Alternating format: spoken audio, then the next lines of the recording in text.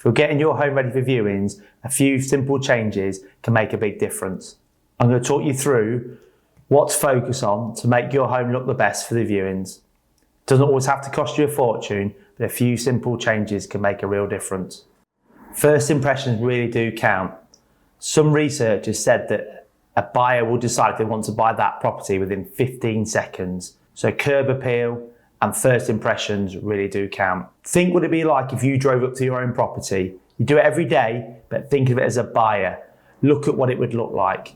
Look at what you think to other people's houses when you drive past them. Is it tidy? Is there weeds? Is the grass cut? Is the fence in good order and painted nicely? Make sure you have a clean front door and your windows are looking nice and bright and clean. We have so many bins per property now in the UK.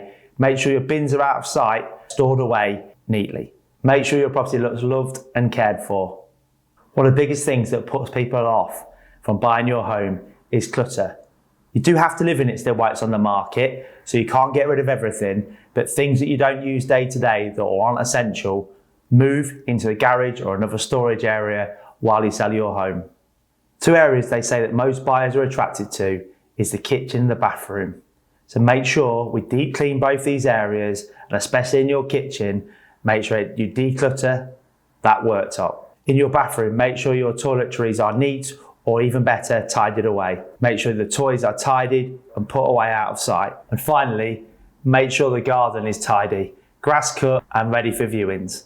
It's worth fixing small issues before viewings, because to a buyer, a small issue could actually be hiding a bigger issue. Things happen from time to time which we don't mean to. If you have a small hole or mark on the wall, make sure you fill the hole first, then paint it. If you have a minor mark or stain on the wall, we would advise you to touch that up. But once you've touched it up, step back, look. If it doesn't look any better, you may need to repaint that wall. Make sure every room's defined. In the modern world we are now, things sometimes creep into each other's rooms, such as a gym and an office. Make sure when the viewings are coming round, it has a clear purpose. Make it a gym or an office, maybe not both. When buyers are walking around your home, you're wanting them to imagine themselves living there.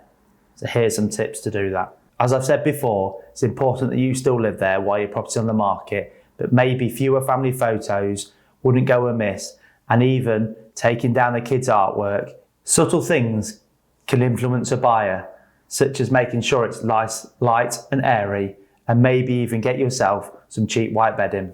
It's not about removing your personality from the property, it's about making it a blank canvas ready for the next person to live in. On the viewing day, a few small touches can make a real big difference to your home. Make sure you have the curtains open and the lights on. If it's a cold day, make sure you've got the heating on to make it feel warm and welcoming when people come round. A nice finishing touch could be some fresh flowers. After 21 years in a estate agency, my top tip for you is to try, where possible, to keep pets and pet items out of the home for the viewing. If you're thinking of selling your home and want some advice, please feel free to get in contact with me, Jamie at Jamsons. If you have any questions you don't feel I've covered or you want answers on, please comment below and I'll get back to you as soon as I can.